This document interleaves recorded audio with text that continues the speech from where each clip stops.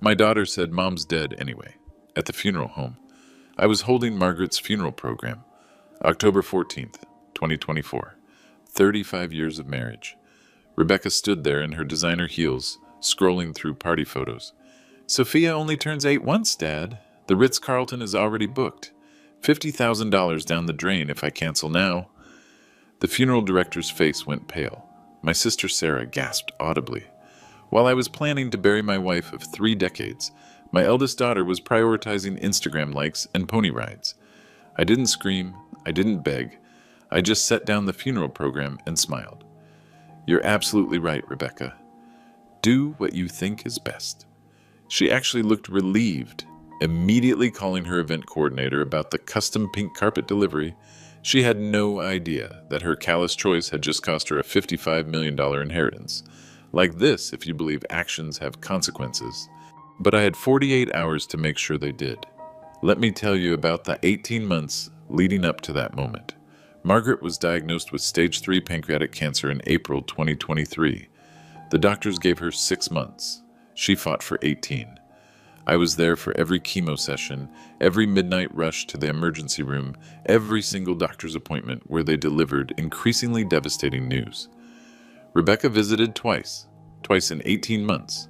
The first time was 3 weeks after the diagnosis, when she drove up in her brand new Tesla Model X, $85,000, pearl white with custom interior. She stayed exactly 47 minutes. I know because I timed it. She spent most of that time on her phone arranging a photo shoot for Sophia's modeling portfolio. Dad, you have to understand, she said, not looking up from her screen. Sophia's at a crucial age for her development. These opportunities don't wait for family drama. Family drama. That's what she called her mother's cancer. The second visit was in September, when Margaret was having a particularly good week. Rebecca brought Sophia, but only because her regular babysitter was sick. She spent the entire visit taking Instagram photos of herself, being supportive. 23 posts with hashtags like Family First and Cancer Warrior. Meanwhile, Margaret could barely keep her eyes open. Make sure you get my good side, Rebecca told her husband Michael, who was reluctantly holding the phone. The lighting in here is terrible, but we can filter it later. Margaret just smiled weakly and held Sophia's hand. You want to know what my wife did during those 18 months? She planned Rebecca's inheritance down to the last detail. Not because she loved money, but because she loved Rebecca, despite everything. Late at night, when the pain medication made her lucid, in that strange crystalline way, Margaret would talk about the $55 million in our family trust. David, promise me Rebecca will use it wisely. Maybe having real responsibility will help her grow up. I promised. God help me, I promised. Margaret spent her final weeks writing letters, dozens of them. Letters to Sophia for every birthday until she turned 18. Letters to Sarah, thanking her for staying close. Letters to me about how to manage the business without her input. And letters to Rebecca, explaining how the inheritance was structured and what Margaret hoped she'd do with it. Rebecca never asked about those letters. She was too busy planning Sophia's 8th birthday party, the event of the century, as she called it. $50,000 for a single afternoon. Custom invitations printed on actual silver foil. A live unicorn shipped in from a ranch in Montana. Professional photographers, a red carpet entrance, and a 7-layer cake that cost more than most people's cars. It has to be perfect, she kept telling people. Sophia will remember this forever. But she couldn't remember to call her dying mother. The funeral home meetings were particularly revealing. I was there every day for a week, making arrangements, choosing flowers, writing the obituary. Margaret had been specific about what she wanted. Simple, elegant, focused on celebrating her life rather than mourning her death. Rebecca showed up once, for 11 minutes. Can we make this quick, Dad? I have a tasting appointment for Sophia's cake. The bakery closes at 5, and they're booked solid for the next 3 months. She literally tapped her foot while I discussed casket options. When I mentioned that Margaret's funeral was scheduled for October 14th, Rebecca pulled out her phone and gasped. That's Sophia's party day. Dad, you have to change it. Do you know how impossible it was to book the Ritz-Carlton on a weekend? And all Sophia's friends already have it marked on their calendars. The funeral director, a man who'd probably seen everything in 30 years of business, looked genuinely shocked. Ma'am, Perhaps we could adjust the party date instead. Rebecca stared at him like he'd suggested canceling Christmas. Absolutely not. Children's social calendars are sacred. Adults can be flexible. Besides, Mom's not exactly going anywhere. I felt something cold settle in my chest that day. Not grief. I'd been processing that for months. This was something else entirely. This was the moment I realized that my eldest daughter had become someone I didn't recognize. That evening, I called our family attorney, Patricia Wilson. Patricia had been Margaret's sorority sister at Stanford, and she'd handled our estate planning for 15 years. She knew our family better than almost anyone. David, I'm so sorry for your loss. Margaret was an extraordinary woman. Patricia, I need to ask you something confidential. Hypothetically, if someone wanted to restructure a family trust before probate, what would that process look like? There was a long pause. That would depend on the terms of the trust and the specific circumstances. David, is everything all right? I looked at Margaret's photo on my desk, the one from our anniversary last year, before the cancer, when she was still laughing at my terrible jokes and planning garden parties and believing the best about everyone, including our daughter. I'm not sure yet, but I think I need to understand my options. I can be in your office tomorrow morning at 8. Patricia, bring the original trust documents, all of them. After I hung up, I sat in the silence of our empty house.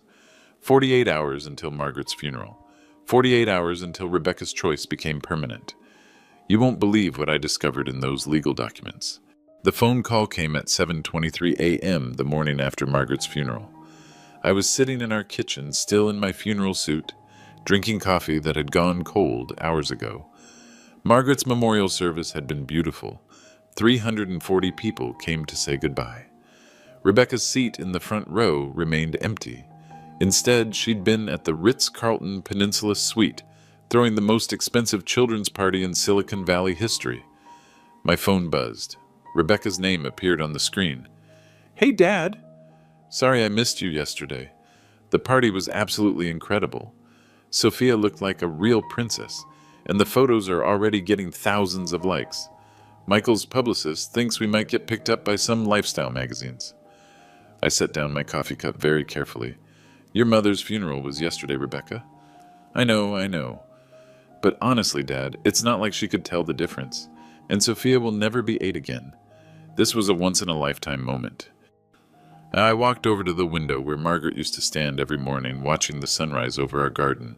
She'd planted those roses herself, back when Rebecca was small and still called her Mama, and begged for bedtime stories. Tell me about the party. Rebecca's voice immediately brightened. She loved talking about herself. Oh my God, Dad, it was like something out of a fairy tale. The unicorn arrived at exactly 2 o'clock in a custom trailer. Did you know they have to bring their own handler? That was an extra $5,000. And the photographer. We hired the same guy who does the Kardashian kids' parties. Sophia's entrance photos are absolutely stunning. How much did it cost? $52,000 all in, but it was worth every penny. The custom cake alone was 8,007 layers with edible gold and real Madagascar vanilla. And the party favors were these adorable little Hermes scarves for the girls and Rolex watches for the boys. Nothing but the best for Sophia's friends. $8,000 for a cake. Margaret's entire funeral had cost less than that. Rebecca, we need to discuss your inheritance. Her tone shifted immediately, becoming sharp and focused. Oh, right. When can we start the paperwork? Michael's been talking to his financial advisor about investment strategies. We're thinking about buying a villa in Tuscany. Nothing crazy, just a little place for family vacations. Maybe 4 or 5 million. I sat down in Margaret's favorite chair, the one where she used to read to both girls when they were small. There might be some complications with the trust. What kind of complications? The kind that happen when daughters choose Instagram parties over their mother's funeral. Silence. Then a laugh. Not a pleasant one. Are you seriously trying to guilt-trip me right now? Dad, that's incredibly manipulative. Mom would be horrified if she knew you were using her death to control me. Would she? Let's find out. I recorded our last conversation. This was a lie, but I wanted to see how she'd react. You're bluffing. And even if you aren't, so what? I made a choice to prioritize my living daughter over a dead woman. Any reasonable person would understand that. A dead woman? Is that what you're calling your mother now? Oh, come on, Dad. Don't be so dramatic. Mom was sick for over a year. We all knew this was coming. It's not like it was a surprise. And honestly, the timing couldn't have been worse. Do you know how hard it is to book quality vendors for children's events? I've been planning this party for 8 months. I closed my eyes and thought about Margaret in her hospital bed, asking me to promise that Rebecca would use her inheritance wisely. 8 months. What? You've been planning this party for 8 months. Your mother died 2 days ago after fighting cancer for 18 months. You visited her twice. I had responsibilities, Dad. Sophia's needs come first. That's what good mothers do. They prioritize their children. Maybe if you'd been less codependent with Mom, you'd understand that. Codependent. She called my 35-year marriage codependent. Rebecca, I want you to listen very carefully. Your inheritance was structured as a discretionary trust. Do you know what that means? It means I get Mom's money when the lawyers finish their paperwork. No, it means I decide how much you get, and when and if. Another silence, longer this time. You can't be serious. That money is rightfully mine. I'm the eldest daughter. I've been counting on that inheritance for years. Michael and I have already made commitments based on those funds. What kind of commitments? We put down deposits on the Tuscany villa. And Sophia's been accepted to Menton Academy, $35,000 a year through high school. Plus, we ordered the new Bentley Bentayga. The custom paint job alone was $20,000. I almost laughed. She'd been spending money she didn't have yet. Money she'd never even asked about. Money she assumed was hers simply because she existed. Rebecca, do you remember what you said at the funeral home? Your exact words? I don't remember every little thing I say, Dad. I was stressed about the party logistics. You said, Mom's dead anyway. Those were your exact words. So? So nothing? Just making sure we both remember. I could hear her breathing change, becoming faster and shallower. For the first time in our conversation, she seemed to sense danger. Dad, what are you trying to say? I looked at Margaret's wedding ring, sitting on the kitchen counter where I'd placed it after removing it from her finger for the last time. I'm saying that choices have consequences, Rebecca, and you made yours very clear. You can't do this. That's my inheritance. Mom wanted me to have it. Did she? How would you know? You never asked her what she wanted. You never asked her about anything. The line went quiet, except for the sound of her breathing. This isn't over, Dad. No, I said quietly. It's just beginning. That phone call changed everything between us. By noon Wednesday, it was done. Patricia Wilson arrived at my office at exactly 8 a.m., carrying a leather briefcase that contained 30 years of family financial history. She looked like she hadn't slept much either. David, I've been thinking about our conversation all night. Before we discuss any changes, I need to understand what's driving this. I played her the recording. Yes, I had actually recorded Tuesday's phone call. Not the entire conversation with Margaret. That was a bluff to see how Rebecca would react. But everything from "Hey Dad" to "This isn't over" was captured on my phone's voice memo app. Patricia's face went through several expressions as she listened. Shock, disgust, and finally, professional determination. David, in 30 years of estate law, I've never heard anything quite like this. Can it be done? Legally restructuring the trust before probate closes? She opened her briefcase and spread documents across my conference table. Trust agreements, codicils, investment portfolios, property deeds. $55 million in assets, accumulated over 3 decades of building my tech consulting firm from nothing. The Thompson Family Trust is structured as a discretionary trust with you as primary trustee. Margaret was co-trustee, but with her passing, all decisions revert to you alone. You have complete legal authority to distribute assets as you see fit. What about challenges? If Rebecca tries to contest this in court? Patricia adjusted her reading glasses and pointed to a specific clause in the original trust document. Page 12, Section 4A. This is what we call a no contest clause.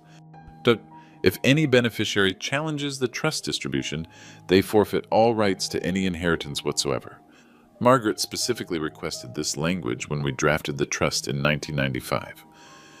I stared at the document. Margaret had been thinking ahead even then, protecting our family's wealth from potential greed or manipulation. She'd been 28 years old when she insisted on that clause. There's something else, David. Margaret updated her personal wishes just 6 weeks before she passed.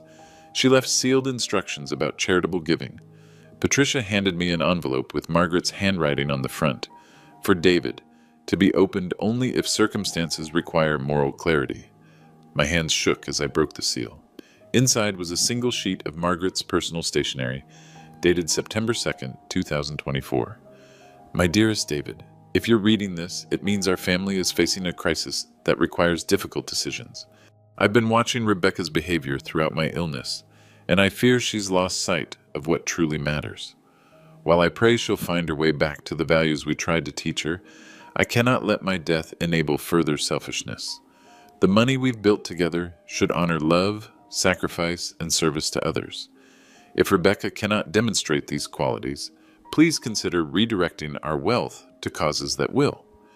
I've researched 3 organizations that would make excellent recipients. Children's Cancer Research Foundation. They're developing treatments that might have saved my life and will certainly save others.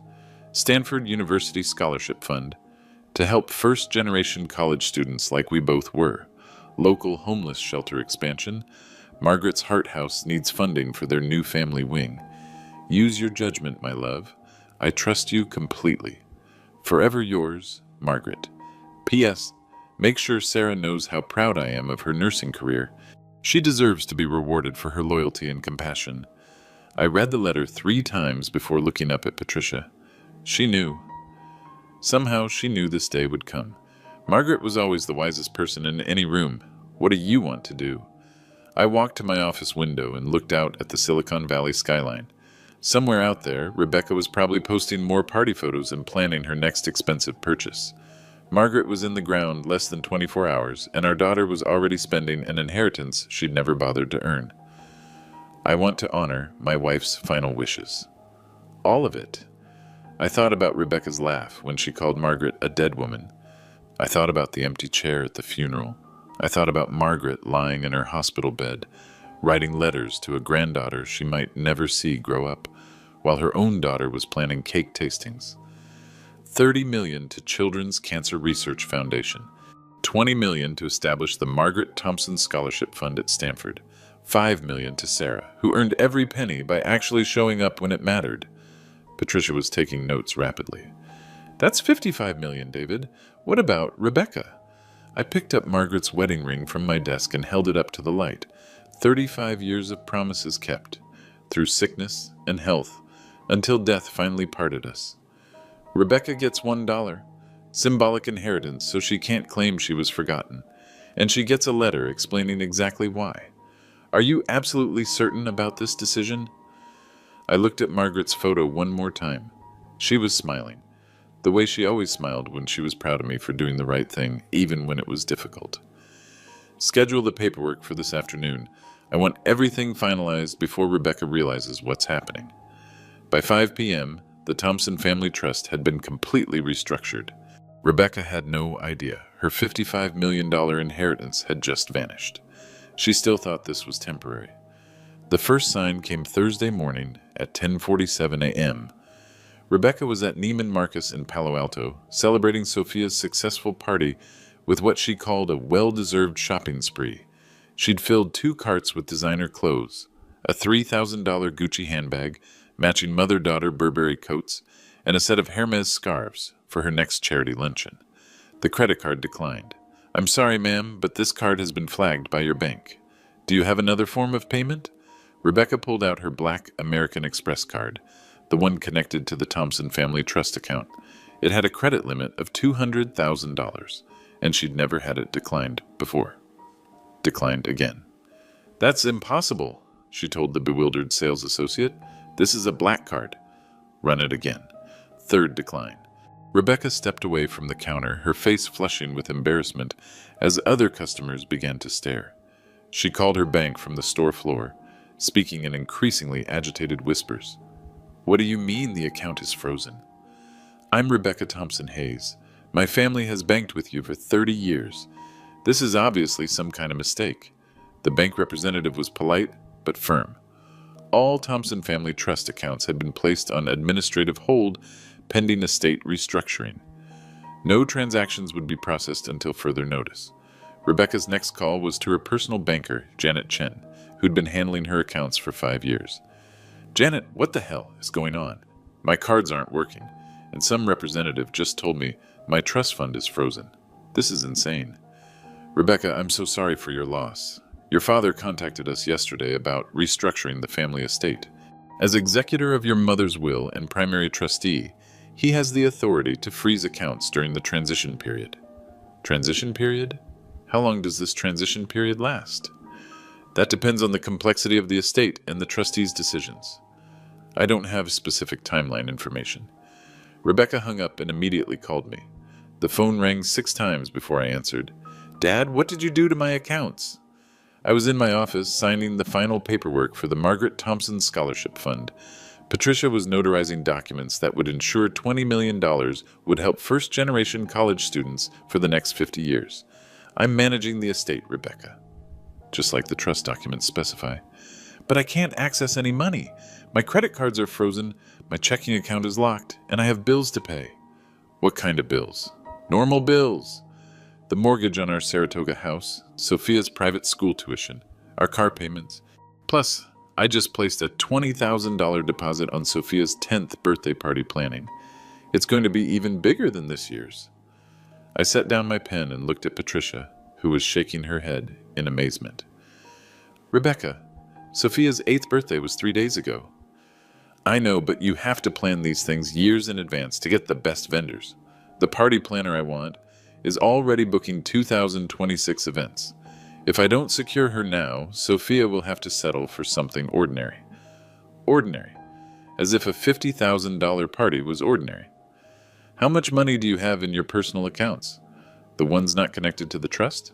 Silence. Rebecca? That's not the point.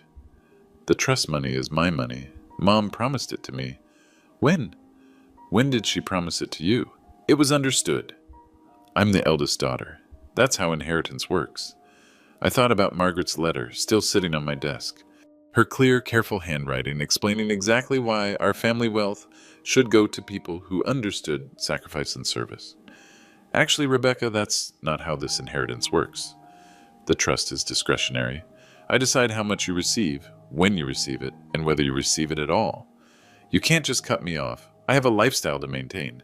Michael's expecting me to contribute to our household expenses. Sophia's counting on me to provide for her properly. What's Michael's annual income? That's not relevant. Humor me. His hedge fund made $12 million last year, but that's beside the point. $12 million. Her husband made $12 million, and she was panicking about frozen credit cards. Rebecca, on a $12 million annual income, why do you need trust fund money to pay your bills? Because that's our money. Michael's income goes to investments and business expenses. The trust money is for our lifestyle and Sophia's future. Our money. She'd been married to Michael for 8 years, but the trust was still our money. I see. And what exactly have you contributed to earn this lifestyle money? I'm a mother. I manage our household. I organize Sophia's activities. I maintain our social connections. Do you have any idea how much work it takes to plan a proper children's party? $52,000 worth of work? That's not the point. I could hear the panic creeping into her voice. For the first time in her adult life, Rebecca was facing the possibility that her access to unlimited funds might not be permanent. Rebecca, I want you to think very carefully about something. In the 18 months your mother was dying, how many times did you visit her? Dad, we've been through this. I had responsibilities. Twice. You visited twice, but you spent 8 months planning a birthday party. Sophia's happiness matters to me. And your mother's life didn't? The line went quiet. I could hear her breathing fast and shallow. Dad, please, don't do this. I'm sorry if you think I made the wrong choice about the funeral, but I can't change that now. I need access to my money. It's not your money, Rebecca. It never was. It was your mother's money, and now it's mine to distribute as I see fit. Based on what? Some arbitrary moral test that you've invented since Mom died. I looked at Margaret's photo, the one where she was laughing at something I'd said during our last anniversary dinner, back when we thought we had years left together. No, Rebecca. Based on the test your mother created. And you failed it. She hung up without saying goodbye. But I knew she'd be back. This was just the beginning of her desperation. She wasn't prepared for what I'd become. Friday afternoon, 2:15 p.m., I was in my office reviewing the Children's Cancer Research Foundation paperwork when my assistant buzzed in. "Mr. Thompson, your daughter is here. She seems upset." Rebecca stormed through my office door without waiting for permission. She was wearing a wrinkled designer dress and no makeup. The first time I'd seen her looking anything less than perfectly polished in years. "Dad, this has gone far enough. I've been thinking about our conversation, and you're being completely unreasonable." I didn't look up from the documents I was signing. $30 million in funding for pediatric cancer research, the same disease that had taken Margaret. Every signature honored my wife's memory in a way Rebecca never could. "Hello, Rebecca. How can I help you?" "You can stop this ridiculous power play and restore my access to the trust fund. I spoke to my lawyer this morning." That got my attention. I set down my pen and looked at her directly. "What did your lawyer tell you?" "He said you can't just arbitrarily cut off a beneficiary's inheritance. There are legal protections against elder abuse and financial manipulation." I almost smiled. Rebecca had clearly found an attorney who told her what she wanted to hear rather than what she needed to know. "Did you show your lawyer the trust documents?" "I don't have copies of the trust documents. They're not exactly bedtime reading." "Rebecca, sit down. We need to have a conversation about legal reality." She remained standing, arms crossed, radiating entitled indignation. "I'm not sitting down. I want my money restored immediately, or I'm filing a lawsuit." I opened my desk drawer and pulled out a copy of the Thompson Family Trust Agreement, all 47 pages of it. I flipped to page 12 and read aloud. Section 4A, No Contest Clause.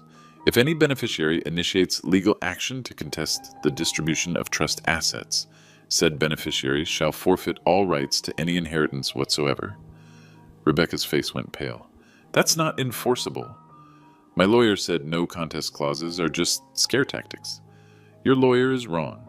California. Probate Code Section 21,311 specifically upholds no contest clauses in discretionary trusts. If you file that lawsuit, you lose everything permanently. She slumped into the chair across from my desk, finally understanding that her threats had no power here. "Dad, what do you want from me?" "An apology? Fine. I'm sorry I missed Mom's funeral. There, are you happy?" "An apology? Rebecca, do you think this is about an apology?" "Then what? What exactly do you want me to do? I can't bring Mom back. I can't change what happened." I stood up and walked to the window, overlooking our company parking lot. Margaret used to visit me here every Friday, bringing lunch and sitting in the same chair Rebecca now occupied. She'd ask about my week, listen to my business problems, offer advice that was always perfectly calibrated to help without interfering. "Rebecca, your mother spent 18 months dying.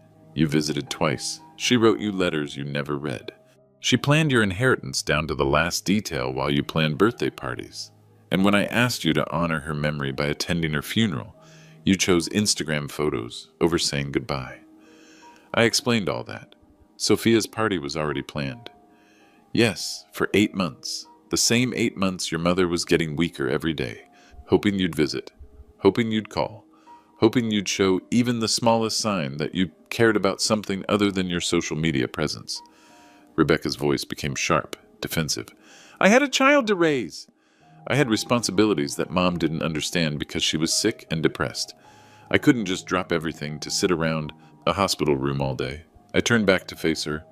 This woman who looked like my daughter but spoke like a stranger. "Mom was depressed? Is that what you think cancer was? Depression?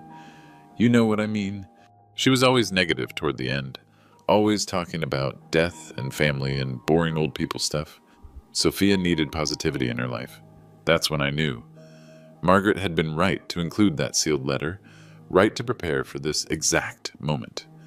Rebecca wasn't going through a difficult phase or struggling with grief. This was who she'd become. "Security will escort you out now." "What?" You're banned from this building. If you want to communicate with me, you can do it through Patricia Wilson's law office. I pressed my desk intercom. Please send security to my office. Rebecca stood up, her face cycling through shock, anger, and something that might have been fear. Dad, you can't be serious. I'm your daughter. 2 security guards appeared at my door, professional, polite, but unmistakably present. Ma'am, we'll need you to come with us. As they escorted her out, Rebecca turned back one last time. This isn't over. But I had already picked up my pen and returned to signing the scholarship fund documents. It was over. She just didn't know it yet. The whole valley was watching. Rebecca's next move was predictable. When legal threats failed and personal confrontation backfired, she turned to the court of public opinion. The Instagram campaign began Saturday morning at 6:47 a.m. Her first post was a carefully staged photo of herself crying in what appeared to be a hospital room, actually Sophia's pediatrician's office during a routine checkup. The caption read, "Heartbroken. Lost my beloved mother 2 weeks ago, and now my grief-stricken father has cut me off financially because I prioritized my daughter's happiness during our family crisis." Some parents understand that children's emotional needs come first. Others use money as a weapon. Family trauma, #grief, is complicated, #single moms struggle. Within 4 hours, the post had 3,000 likes and 200 comments. Most were supportive, people who didn't know the full story, offering sympathy and outrage on Rebecca's behalf. But Silicon Valley is a small community. People talk. By Sunday morning, Rebecca's narrative was falling apart. Sarah, my younger daughter, posted her own Instagram story, a simple photo of herself in scrubs at the Children's Hospital where she worked as a pediatric nurse. To those asking about recent family drama, I spent 18 months holding my mother's hand through chemotherapy while my sister planned parties. I was at every doctor's appointment, every midnight emergency room visit, every single moment my mother needed family support. There are 2 sides to every story. Sometimes one side is simply true. Sarah's post was shared 400 times in 6 hours. Then the comments started appearing on Rebecca's original post. People who knew our family, who remembered Margaret, who had witnessed Rebecca's behavior over the past year and a half. Didn't you post 23 party photos the day of your mom's funeral? I saw you at the Ritz that day. Your family was burying your mother. Margaret Thompson was a saint. She deserved better. Rebecca tried damage control with a follow-up post showing herself placing flowers on Margaret's grave, except the timestamp revealed she'd posted it from the Neiman Marcus parking lot, 3 miles away from the cemetery. People noticed. The local community Facebook groups picked up the story. Los Altos, neighbors. Palo Alto, parents. Silicon Valley families, groups with thousands of members who remembered Margaret from school fundraisers, charity events, and community organizations where she'd volunteered for decades. The overwhelming sentiment was support for me and condemnation for Rebecca. David Thompson is one of the most honorable men I know. If he made this decision, Rebecca must have done something truly awful. Margaret talked about her daughters constantly. She was always worried about Rebecca's priorities. I remember seeing Rebecca at the country club the week Margaret died, laughing about party planning while her mother was in hospice. Rebecca's response was to double down. She posted a video, a tearful 20-minute monologue filmed in her Mercedes in the parking lot of Sophia's private school. I'm being cyberbullied by people who don't understand what it's like to be a devoted mother, trying to protect her child from family dysfunction. My father is elderly and not thinking clearly since Mom's death. He's being manipulated by lawyers and family members who want to steal my inheritance. This is elder abuse in reverse, using grief to control and punish. I'm speaking out because other families need to know this can happen to anyone. The video backfired spectacularly. Within hours, local news outlets picked up the story, not the version Rebecca wanted them to cover, the real version. KQED Radio ran a segment about the Thompson family's charitable giving over the years, highlighting Margaret's volunteer work and my company's scholarship programs. The San Jose Mercury News published a piece about entitled Inheritance, When Family Wealth Meets Family Values. Using our situation as a case study without naming names, but with enough details that everyone in our community knew exactly who they were discussing. Most damaging of all was the interview Patricia Wilson gave to the local business journal. As our family attorney and Margaret's longtime friend, she was asked about estate planning lessons from high-profile family disputes.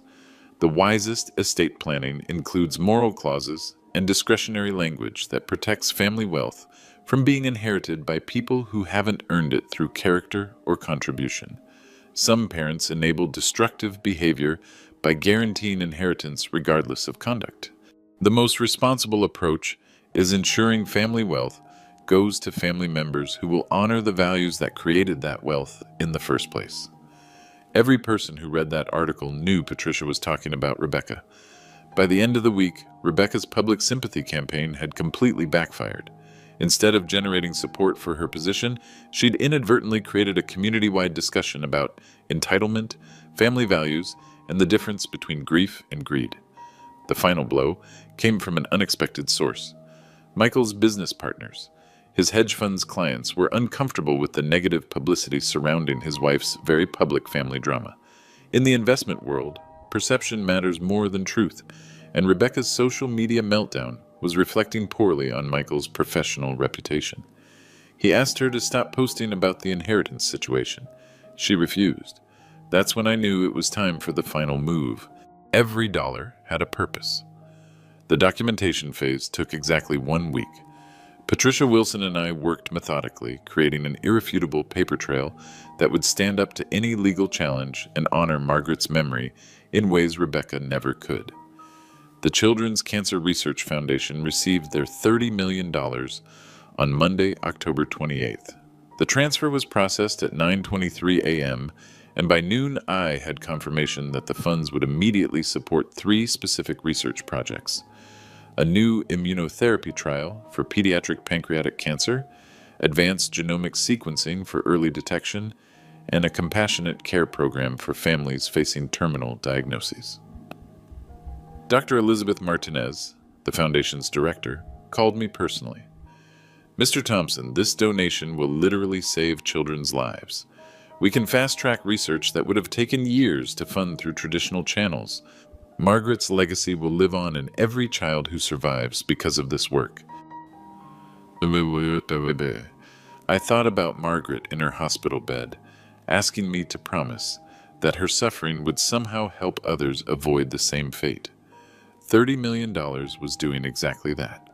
The Stanford University contribution required more complex structuring. The Margaret Thompson Scholarship Fund was established as a permanent endowment, generating approximately $800,000 annually for first-generation college students studying nursing, education, or social work. Careers focused on helping others rather than accumulating wealth. The scholarship criteria were specific and intentional. Students must demonstrate financial need with family income below $50,000 annually. They must complete 40 hours of community service per academic year. They must maintain a 3.5 GPA while working part-time to support their families. And they must write a personal essay about service to others. Every requirement was the opposite of Rebecca's entitled existence. The scholarship selection committee would include Sarah as a permanent member, ensuring that recipients embodied the values Margaret had tried to instill in both her daughters: compassion, service, and genuine connection to family and community. Sarah's $5 million inheritance was structured as a trust fund managed by Patricia, with distributions tied to her continued work in pediatric nursing and community health programs. Not because I didn't trust Sarah, but because I wanted her inheritance to support her existing values rather than corrupt them. When I told Sarah about her inheritance, she cried for 20 minutes. "Dad, I didn't take care of Mom for money. I did it because I loved her." "I know. That's exactly why you deserve this." The most complex documentation involved Rebecca's symbolic inheritance. Patricia and I crafted a letter that would accompany her $1 bequest, a document that would explain not just what she was receiving, but why. The letter took 3 drafts to get right. It needed to be factual without being cruel, clear without being vindictive, final without being emotional. "Dear Rebecca, your inheritance from the Thompson Family Trust is $1. paid in full with this letter. This amount reflects your contribution to our family during your mother's 18-month battle with cancer. 2 visits, 0 doctor's appointments attended, 0 days of caregiving provided. Your choice to prioritize a birthday party over your mother's funeral demonstrated values incompatible with the wealth your mother and I built through service, sacrifice, and commitment to family. The remaining $54,999,999 has been donated to causes that embody the values you rejected. $30 million will fund pediatric cancer research, potentially saving children whose mothers won't abandon them during their greatest need. $20 million will provide scholarships for students who understand that education is earned through dedication rather than expected through entitlement. $5 million will support your sister Sarah, who demonstrated the love and loyalty you chose not to provide. This distribution is legal, final, and reflects your mother's sealed wishes written 6 weeks before her death. There is no appeals process, no negotiation, and no path to restoration. Your mother loved you unconditionally. That love, however, did not extend to enabling your choices or rewarding your behavior. Use this dollar wisely. It's the last family money you'll ever receive. David Thompson, Trustee. Patricia reviewed the letter 3 times, checking every word for potential legal challenges. David, this document is bulletproof. Rebecca has no grounds for contest, and even if she tried, the no contest clause would eliminate her completely. I signed the letter on Halloween morning, October 31st, exactly 17 days after Margaret's funeral. The symbolism wasn't lost on me. Rebecca's inheritance was officially dead. The final step was depositing $1 into Rebecca's blocked bank account and mailing the letter to her Saratoga address via certified mail, requiring signature confirmation. She would receive it Friday, November 1st. Patricia and I celebrated that evening with Margaret's favorite wine, a 1989 Chateau Margaux we'd been saving for a special occasion. Margaret would have approved of this particular celebration. The next phase would be public, permanent, and devastating. But first, Rebecca needed to understand exactly what she'd lost. The charity gala was Margaret's idea. I'd found her notes in her personal papers, detailed plans for a memorial fundraiser she'd wanted to organize when the time comes. She'd researched venues, drafted guest lists, and even written the invitation text. Margaret had been planning her own memorial celebration, knowing she wouldn't be there to see it. The event was scheduled for Saturday, November 9th, at the Fairmont San Jose, the same hotel where Margaret and I had celebrated our wedding reception 35 years earlier. 500 guests at $1,200 per plate, with all proceeds supporting the newly established Margaret Thompson Scholarship Fund. I sent Rebecca an invitation, not because I expected her to attend gracefully, but because I wanted to give her one final opportunity to surprise me. The invitation was formal, elegant, and included a handwritten note. Your mother planned this event herself. She hoped you would help honor her memory. Rebecca's response came via text message at 11:47 p.m. the night before the gala. I'll be there, and I'll have something to say. The ballroom was magnificent. Margaret would have loved the white roses, the soft lighting, the photos of her volunteer work displayed on easels throughout the room. The guest list read like a directory of Silicon Valley leadership, tech executives, nonprofit directors, Stanford faculty, community leaders who remembered Margaret's decades of service. Sarah spoke first, sharing stories of our mother's compassion and dedication. She talked about Margaret's volunteer work at the Children's Hospital, her mentorship of young nurses, her quiet generosity toward families facing medical crises. My mother believed that privilege comes with responsibility. She lived that belief every single day. The audience of 500 people gave Sarah a standing ovation. Dr. Elizabeth Martinez spoke next, announcing that the Thompson family's $30 million donation had already enabled breakthrough research that could change the future of pediatric cancer treatment. Margaret Thompson's legacy will save lives for generations to come. Another standing ovation. Then it was my turn. I walked to the podium carrying the leather portfolio containing Rebecca's inheritance documents. 500 pairs of eyes focused on me, people who had known our family for decades, who remembered Margaret's grace and wondered how her husband was coping with such a public family crisis. Margaret wrote me a letter 6 weeks before she died. She asked me to ensure that our family's wealth would honor love, sacrifice, and service to others. Tonight, I want to share how we've fulfilled that promise. I opened the portfolio and began reading the donation breakdown.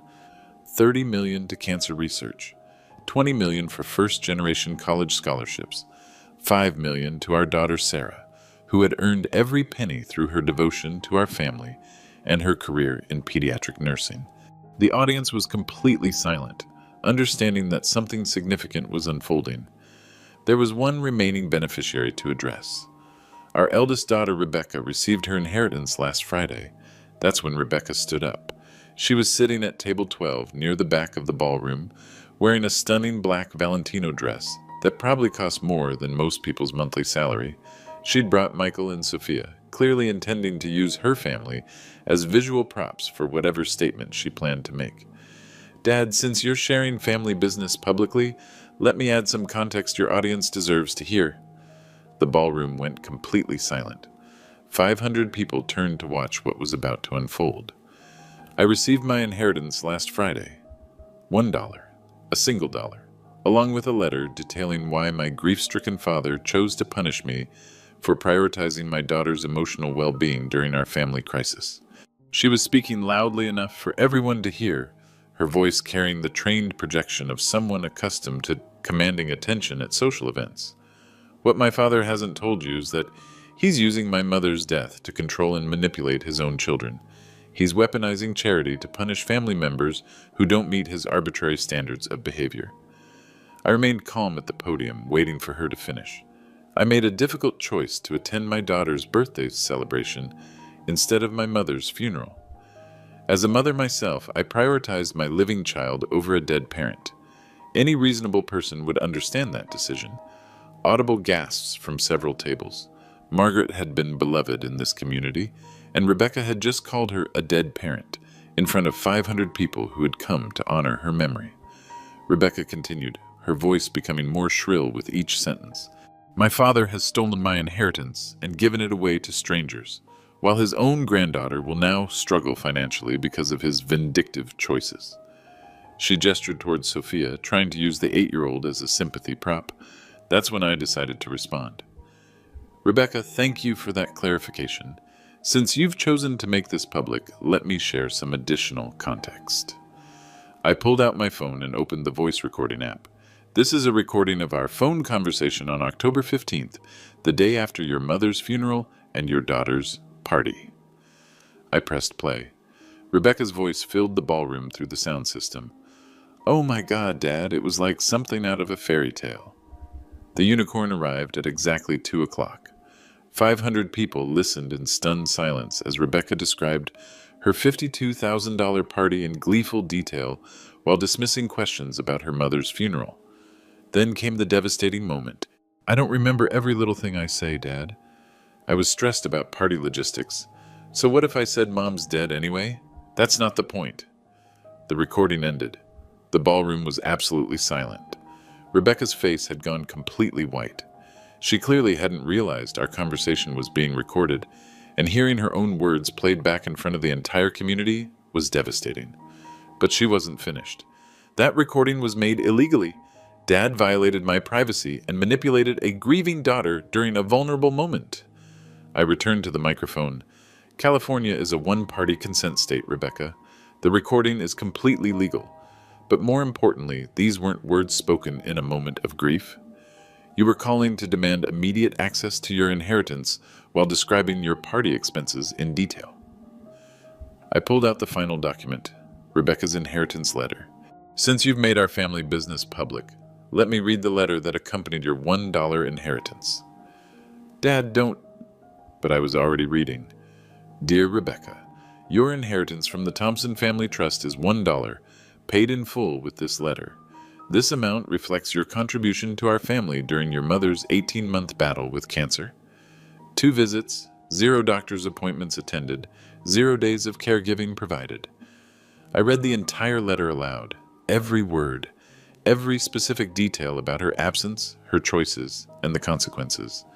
By the time I finished, Rebecca was crying. Not the elegant tears of grief, but the ugly, desperate tears of someone whose public image was being destroyed in real time. Several people were recording on their phones. This moment would be shared beyond the ballroom within hours. Michael stood up and took Rebecca's arm, trying to guide her toward the exit. But she pulled away from him and made one final devastating mistake. "You all think you're better than me because you have time to sit around hospital rooms and attend depressing funerals. I was building a life for my daughter while you were all wallowing in sickness and death. My mother was dying anyway. At least I was creating joy and celebration for the next generation." The ballroom erupted, not in applause, but in shocked murmurs and outraged whispers. Several people stood up and began walking toward the exits, clearly uncomfortable being in the same room with someone who could speak so callously about her own mother. Rebecca seemed to realize she'd gone too far, but it was too late. Michael finally succeeded in escorting her out, carrying a crying Sophia while Rebecca continued shouting justifications that only made everything worse. After they left, I returned to the microphone one final time. "Ladies and gentlemen, Margaret's legacy will live on through the children whose lives are saved by cancer research, the students who receive scholarships based on character and service, and the family members who understand that love requires presence, not just promises." The standing ovation lasted 3 minutes. Outside in the parking lot, Rebecca's marriage was ending in real time. 6 months later, the consequences were undeniable. Rebecca's divorce was finalized on March 15th, 2025. Michael kept their Saratoga house, his hedge fund assets, and primary custody of Sophia. Rebecca received spousal support of $4,000 monthly for 2 years, enough to survive, but nothing close to the lifestyle she'd expected to maintain. She moved into a one-bedroom apartment in Mountain View, driving the used Honda Civic she'd purchased with her final spousal support payment. The same woman who'd once spent $52,000 on a birthday party was now clipping coupons and shopping at Target. Her job at Target, team member, electronics department, $16.50 an hour, was a particularly bitter irony. Customers who recognized her from the charity gala scandal occasionally asked for help finding items, their voices carefully neutral, but their eyes full of judgment. Sophia enrolled at Millfield Elementary, the local public school. No more $35,000 private academy, no more custom uniforms, no more exclusive playdates with children of Silicon Valley executives. She was adjusting well, according to Sarah, who maintained a relationship with her niece despite everything. Michael had remarried in February, a pediatric oncologist who'd actually attended Margaret's funeral and remembered my wife's kindness during her own mother's cancer treatment. The new family dynamics meant Sophia had stability, but Rebecca's access was limited to supervised visits twice a month. The Margaret Thompson Scholarship Fund had awarded its first scholarships in January, 12 first-generation college students studying nursing, education, and social work. Each recipient had written thank you letters that I kept in Margaret's desk drawer, next to her wedding ring. The Children's Cancer Research Foundation sent quarterly updates about their progress. Dr. Martinez's team had achieved a breakthrough in immunotherapy that wouldn't have been possible without Margaret's donation. 3 children in clinical trials were showing remarkable improvement. Rebecca had tried to contact me twice, once through Patricia's office requesting a meeting to discuss family reconciliation, and once through Sarah asking if there was any possibility of revisiting the inheritance distribution. Both requests were declined. I kept Margaret's photo on my desk, the one where she was laughing at something I'd said during our last anniversary dinner. Sometimes I caught myself talking to her about the scholarship recipients, the research progress, the way Sarah had grown into her role as a community leader. Margaret had been right about everything, including Rebecca. The inheritance was exactly where it belonged, supporting people who understood that love requires presence, sacrifice demands recognition, and family means showing up when it matters most. Rebecca learned that lesson too late, but Sophia still had time.